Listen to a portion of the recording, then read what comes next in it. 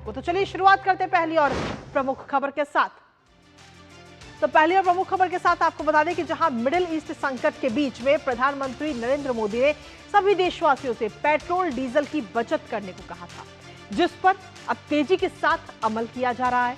खुद प्रधानमंत्री नरेंद्र मोदी और गृह मंत्री अमित शाह इसको लेकर कड़े कदम उठाए और अपने काफिले के वाहनों को कम करने का फैसला किया है, जिसकी एक तस्वीर भी आपको दिखा रहे हैं। जब गृह मंत्री अमित शाह के काफिले में जो गाड़ियां हैं उनकी संख्या कम हुई, तो वहीं प्रधानमंत्री की इस अपील पर जो राज्यों के मुख्यमंत्री हैं और जो मंत्री हैं वो भी अमल कर रहे हैं।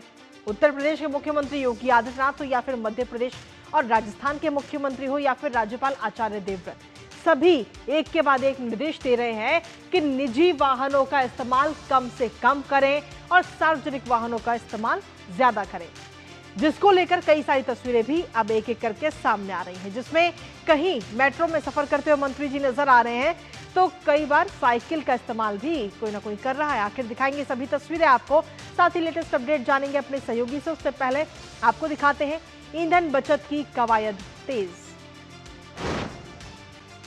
तो जी हां, ईंधन बचत की जो कवायद है वो इस समय तेज हो चुकी है। अमित शाह का ये काफिला इस समय हम आपको दिखा रहे हैं, जिसमें काफिले का जो आकार है, जो संख्या है गाड़ियों की, वो इस समय घटा दी गई। आधे से भी कम वाहन इस समय आप काफिले में देख पा रहे हैं। गृह मंत्री अमित शाह का ये काफिला है, जिसकी वीडियो इस समय काफी तेजी के साथ वायरल हो रही है। प्रधानमंत्री नरेंद्र मोदी की तरफ से जब अपील की गई तो उस अपील के बाद में ये असर दिख रहा है और गृह मंत्री के काफिले में जो गाड़ियों की संख्या है उसको इस समय कम कर दिया गया है। तो अमित शाह का ये काफिला और अमित शाह के काफिले के साथ ही कई सारी और भी वीडियो इस समय सामने आ रही हैं। इसके साथ ही ये भी जानकारी मिली कि प्रधानमंत्री नरेंद्र मोदी का जो काफिला है उसके में भी गाड़ियों की संख्या जो है वो इस समय कम कर दी गई। तो अमित शाह का ये काफिला देखा, लेकिन इसके साथ ही और भी कई सारी वीडियोस भी सामने आई हैं, वो भी आपको दिखाएंगे। लेकिन उससे पहले आर्थिक आत्मरक्षा के लिए बड़ा फैसला लेते हुए क्या कुछ गवर्नर देवव्रत की तरफ से कहा गया, वो एक बार आपको सुनाते हैं। मैं राज्य के भीतर किसी भी आयोजन के लिए हेलीकॉप्टर या हवाई यात्रा का उपयोग नहीं करूंगा। इसके स्थान पर मैं ट्रेन, राज्य परिवहन बसों और सार्वजनिक साधनों का ही उपयोग करूंगा। राज्यपाल के रूप में प्राप्त Z+ सुरक्षा के काफिले को दरकिनार करते हुए मैंने निर्णय लिया है कि अब मेरे काफिले में न्यूनतम गाड़ियां ही रहेंगी। तो सभी मुख्यमंत्रियों की तरफ से एक एक करके फैसला लिया जा रहा है और गुजरात के गवर्नर को आपने सुना कि वो कह रहे हैं कि राज्य के अंदर कोई भी कार्यक्रम होगा तो मैं उस कार्यक्रम में शामिल होने के लिए बस या फिर ट्रेन का सहारा लूंगा, ना कि हेलीकॉप्टर या फिर किसी जो हवाई जहाज है उसका सहारा लूंगा। इसके साथ ही छत्तीसगढ़ के मुख्यमंत्री की अगर हम बात करें तो वो भी आह्वान करते हुए नजर आए हैं और काफिले में सिर्फ जरूरी वाहन हो, ये निर्देश सीधे तौर पर इस समय दिए गए हैं छत्तीसगढ़ के मुख्यमंत्री की तरफ से कि काफिले में सिर्फ जरूरी वाहन ही हो। इसके साथ ही शासकीय वाहनों में इलेक्ट्रिक व्हीकल का उपयोग करने के लिए उन्होंने कहा है कि जो शासकीय वाहन है उन्हें इलेक्ट्रिक व्हीकल में बदला जाए। संसाधनों को कम से कम इस्तेमाल करने की बात उनकी तरफ से की गई। शासकीय वाहन जो सरकारी वाहन है वो ईवी में ट्रांसफर किए जाए, इसको लेकर भी आगे शुरुआत की जाएगी, ये बात उन्होंने कही। इसके साथ ही कार पूलिंग को अपनाने की बात उन्होंने कही। निजी वाहनों के प्रयोग से बचने की बात उन्होंने कही कि जितने जो प्रदेशवासी हैं वो सभी निजी वाहनों का कम से कम इस्तेमाल करें, बेवजह उनका इस्तेमाल ना करें और कार पूलिंग पर भी जोर देते हुए नजर आए। इसके साथ ही उन्होंने ये भी कहा कि ये छोटे छोटे जो बदलाव हैं वो एक बड़ा बदलाव ला सकते हैं। जो आपकी छोटी आदतें, नेशन फर्स्ट का उन्होंने जिक्र किया। उन्होंने कहा कि नेशन फर्स्ट की भावना के साथ ईंधन संरक्षण करना है हम सभी को। तो ऐसे में सभी जो मुख्यमंत्री हैं वो एक एक करके सभी प्रदेशवासियों से अपील करते हुए नजर आ रहे हैं कि आप सार्वजनिक वाहनों का इस्तेमाल करें। और इसके साथ ही जो मंत्री, जो कैबिनेट के मंत्री हैं उनके, वो भी कहीं ना कहीं सार्वजनिक वाहनों का इस्तेमाल करते हुए नजर आए। उसकी एक तस्वीर आपको दिखाते हैं इस समय। ये 3 तस्वीरें हैं। पहली तस्वीर आप देख रहे हैं कि दिल्ली सरकार में जो मंत्री हैं आशीष सूद, शिक्षा मंत्री हैं, जो मेट्रो का इस्तेमाल करते हुए नजर आए। दूसरी तस्वीर आप देख रहे हैं केंद्रीय मंत्री रामदास अठावले की, जिन्होंने मुंबई में मेट्रो का इस्तेमाल किया और अपने दफ्तर पहुंचते हैं। और तीसरी तस्वीर कपिल मिश्रा, जो कि दिल्ली सरकार में मंत्री हैं और वो भी मेट्रो का इस्तेमाल करते हुए नजर आ रहे हैं। तो देखिए, दिल्ली सरकार के जो मंत्री हैं और साथ ही जो केंद्रीय मंत्री हैं रामदास अठावले, वो कहीं ना कहीं मेट्रो का इस्तेमाल करते हैं और जो सार्वजनिक वाहन है उनका इस्तेमाल करते हुए समय नजर आ रहे हैं। तो मेट्रो से सफर, मंत्री अपना जो काफिला है, जो उनकी पर्सनल गाड़ियां हैं उनको छोड़ करके मेट्रो में सफर कर रहे हैं। जो आम लोग हैं उनके साथ में ये सफर करते हुए नजर आ रहे हैं। इसके साथ ही ये 3 तस्वीरें और कि किस तरीके से प्रधानमंत्री नरेंद्र मोदी की अपील का असर इस समय नजर आ रहा है, क्योंकि पहली तस्वीर में आपको दिखा रहे हैं बिहार के मुख्यमंत्री सम्राट चौधरी, जो कि इलेक्ट्रिक व्हीकल में कहीं ना कहीं नजर आए हैं और एक कार्यक्रम में शामिल होने के लिए वो इलेक्ट्रिक व्हीकल में पहुंचे थे। दूसरी तस्वीर आशीष सूद की, दिल्ली के मंत्री हैं और ऐसे में ई रिक्शा से वो चलते हुए नजर आए, क्योंकि पहले मेट्रो में उन्होंने सफर किया और मेट्रो से उतरने के बाद में ई रिक्शा का सहारा लेते हुए वो एक स्कूल उन्हें जाना था, उस स्कूल में पहुंचे हैं। और इसके साथ ही तीसरी तस्वीर आप देख रहे हैं जो हाईकोर्ट के जज हैं द्वारकाधीश बंसल, जो कि साइकिल से अपने हाईकोर्ट यानी कि अपने दफ्तर पहुंचते हैं और उनके साथ में जो उनके सुरक्षा कर्मी हैं वो भी साइकिल चलाते हुए इस समय नजर आ रहे। तो फिटनेस का भी ये मंत्र इस समय दिया गया है साइकिल के जरिए। तो ऐसे में देश की जनता की अगर हम बात करें, तो बात रही मंत्रियों की, लेकिन अगर देश की जनता की बात करें तो देश की जनता से पेट्रोल डीजल की खपत कम करने और पब्लिक ट्रांसपोर्ट में सफर करने की प्रधानमंत्री की अपील का बड़े पैमाने पर समर्थन भी हो रहा है। झारखंड की तस्वीर आपको दिखाते हैं, जहां झारखंड के गिरिडीह की स्थानीय महिलाओं ने प्रधानमंत्री नरेंद्र मोदी की इस अपील का स्वागत किस तरीके से किया है वो आपको सुनाते हैं। आज इस वॉर के टाइम पे हमें फॉरेन एक्सचेंज रिजर्व को बचाना है ताकि डॉलर पे प्रभाव कम पड़े। तो हमें हर वो कोशिश करनी चाहिए जिससे हम अपने देश की इकोनॉमी की से रक्षा कर सकते हैं। आज मोदी जी के अपील पर हम सब एक बहुत ही बड़ा कदम उठा सकते हैं, जैसे कि उन्होंने बोला है कि हम खाद्य पदार्थों का जितना हो सके उतना कम उपयोग करें। तो ये उनके लिए नहीं है बल्कि ये हम लोगों के लिए ही है। पहले स्कूटी से आती थी बट अभी मैं वॉक करके ही आती हूँ, तो इससे मेरा सेहत में भी इफेक्ट पड़ा है एंड अच्छा है।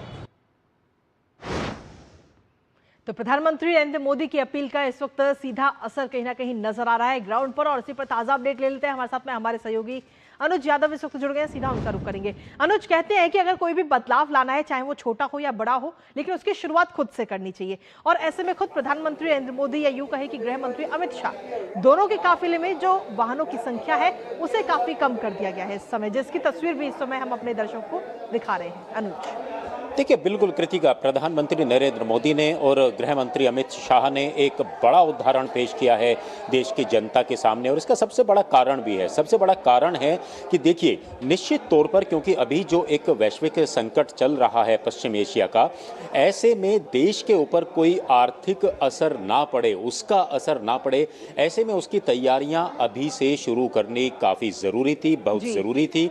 और ये एक समय से पहले और समय से लिया गया एक बहुत बड़ा फैसला है। लेकिन हाँ, ये बात जरूर है कि प्रधानमंत्री नरेंद्र मोदी की जो ये अपील थी अब एक जन आंदोलन का रूप ले चुकी है। हमने देखा कि कई मुख्यमंत्री, राज्यपाल, जो हाईकोर्ट के जज हैं, मंत्री हैं राज्य सरकारों के अंदर, उन लोगों ने किस तरीके से फैसले लिए हैं पब्लिक ट्रांसपोर्ट का उपयोग करने के लिए या अपने काफिले की गाड़ियों को कम करने का। निश्चित तौर पर आने वाले समय के अंदर ये सिलसिला लगातार जारी रहेगा। लेकिन एक सबसे बड़ी बात यही है कि प्रधानमंत्री नरेंद्र मोदी ने आखिर ये अपील क्यों की? ये अपील इसलिए की क्योंकि जो चीजें आयात होती हैं दूसरे देशों के ऊपर, जिन चीजों को लेकर हम निर्भर हैं, उनका आयात बंद कर दिया जाए। और हमारे पास क्योंकि वैकल्पिक साधन है, हम जानते हैं कि पेट्रोल डीजल के अलावा आज देश के अंदर इलेक्ट्रिक गाड़ियां काफी तादाद में उनकी मैन्युफैक्चरिंग हो रही है। चाहे हम दोपहिया वाहनों की बात करें, 4 व्हीलर्स की बात करें, यहाँ की जो बसें हैं दिल्ली के अंदर, तो आप देखिए इलेक्ट्रिक बसें चलती हैं, बड़े बड़े ट्रक हैं वो इलेक्ट्रिक ट्रक हैं। तो ऐसे में वैकल्पिक साधन है। और दूसरी सबसे बड़ी बात है कि देश को विकसित बनाना है, आत्मनिर्भर बनाने के लिए तो प्रधानमंत्री नरेंद्र मोदी पहले ही इस बात को कह चुके थे कि पेट्रोल डीजल जैसे जितने भी ये ईंधन है इनको धीरे धीरे फेज आउट करना है। लेकिन आज क्योंकि वैश्विक चुनौती हमारे सामने बनी हुई है, ऐसे में उसका असर ना देखने को मिले, तो निश्चित तौर पर एक तरीके से हम इसको कह सकते हैं आर्थिक सुरक्षा का फैसला प्रधानमंत्री नरेंद्र मोदी ने लिया है। और राष्ट्रीय जिम्मेदारी को निभाने का वक्त इस समय सभी लोगों का है। तो इसलिए बार बार हम इस बात को कह रहे हैं कि जन आंदोलन का रूप बन चुका है। और ये एक सबसे बड़ी बात यही है इस देश की, भारत देश की, कि जब भी कोई वैश्विक चुनौती, वैश्विक संकट खड़ा होता है, तो ऐसे में पूरा भारत एक साथ खड़ा हुआ नजर आता है उससे निपटने के लिए, और कोरोना कोविड उसका सबसे बड़ा उदाहरण रहा है। कृतिका, बिल्कुल, और कहीं ना कहीं जैसा आपने बताया कि ये भी अब एक जन आंदोलन का रूप लेता हुआ नजर आ रहा है। ये तो बात रही मंत्रियों की, लेकिन इसके साथ ही क्योंकि आप एक संवाददाता हैं, ग्राउंड जीरो पर आप जाते हैं, तमाम लोगों से भी आपने बात की होगी, तो प्रधानमंत्री की अपील का जो आम जन है उन पर किस तरीके का असर पड़ता हुआ इस समय नजर आ रहा है, खासतौर पर वो लोग जो अपने निजी वाहनों से हर रोज ऑफिस पहुंचते हैं, बच्चों को स्कूल छोड़ते हैं, उन पर किस तरीके का असर है? अनुज, देखिए कृतिका, हम पिछले 2-3 दिन से ये आपस में डिस्कस करते हैं, चर्चा करते हैं, क्योंकि दिल्ली एनसीआर के चारों तरफ जितने भी बॉर्डर हैं वहां से जो ट्रैफिक आता है, पिछले 2 दिन से अगर खासतौर से देखें, आप भी नोएडा से आती हैं, अगर इसको देखें तो एक ट्रैफिक मूवमेंट में कमी तो देखने को जरूर मिली है। और ये बात भी बिल्कुल सही है कि प्रधानमंत्री नरेंद्र मोदी की अपील का लोगों पर किस कदर एक तरीके से असर पड़ता है वो इन बातों से दिखाई देता है। हम लोग हैं, जितने भी आसपास के ऑफिस के लोग हैं, वो कारपूल के माध्यम से शेयरिंग करके आते हैं, पब्लिक ट्रांसपोर्ट का लोग ज्यादा यूज कर रहे हैं। और दिल्ली एनसीआर जैसे शहरों को तो छोड़िए, अब आप किसी भी राज्य के अंदर जाइए, पब्लिक ट्रांसपोर्ट की जो व्यवस्थाएं हैं, सुविधाएं हैं, वो बेहतर हुई हैं। आज आपको गांवों में जो है एसी बस चलते हुई दिखाई देती हैं, इलेक्ट्रिक बस चलते हुई दिखाई देती हैं। तो एक बड़ा बदलाव पूरे देश के अंदर तो आधारभूत ढांचे को मजबूत करते हुए आया ही है। इसीलिए हम बार बार कहते हैं कि पेट्रोल, डीजल या बाकी जो और चीजें एलपीजी, उनके आज वैकल्पिक साधन देश के अंदर मौजूद हैं, व्यवस्थाएं मौजूद हैं, तो लोग ज्यादा से ज्यादा उनका उपयोग करें। और दूसरी सबसे बड़ी बात है, ये तो सिर्फ एक अपील की गई है, किसी के ऊपर बाध्यता नहीं है, लेकिन हाँ, निश्चित तौर पर ऐसे समय में राष्ट्रीय जिम्मेदारी का एहसास हर व्यक्ति को हो, हर नागरिक को हो, ये एक सबसे बड़ी बात है जिसका असर होता हुआ दिखाई दे रहा है। बिल्कुल, क्योंकि इससे पहले भी अगर हम देखें तो प्रधानमंत्री नरेंद्र मोदी ने जब जब देशवासियों से अपील की है कि आप वोकल फॉर लोकल को बढ़ावा दीजिए, जो आपके निजी उत्पाद अगर आपके आसपास में कोई बना रहा है, फिर चाहे वो त्योहारों पर रंग गुलाल की बात हो या फिर दिवाली पर मिट्टी के दियों की बात हो, वो भी एक जन आंदोलन बनते हुए नजर आए थे, जिससे कहीं ना कहीं जो हमारी आर्थिक व्यवस्था है वो काफी और मजबूत हुई थी। लेकिन इस बार जो ये अपील की गई है, इसका भी कहीं ना कहीं असर ग्राउंड जीरो पर तो अब नजर आ ही रहा है, जन आंदोलन बन गया है, लेकिन वैश्विक स्तर पर अगर हम देखें या आर्थिक स्तर पर अगर हम देखें तो उस पर भी नजर जल्द आएगा। देखिए, सबसे बड़ी बात कृतिका यही है कि जिस तरीके से अपील लगातार पिछले वर्षों में भी की जाती रही, देश को आत्मनिर्भर बनाने के लिए, देश को आर्थिक रूप से मजबूत बनाने के लिए, दुनिया की तीसरी अर्थव्यवस्था बनाने के लिए, इसके पीछे कारण क्या था? इसके पीछे सबसे बड़ा कारण है कि जो हमारा विदेशी मुद्रा भंडार है वो ज्यादा खर्च ना हो, देश का जो आयात, देश में आयात होता है, आयात कम हो और निर्यात ज्यादा हो।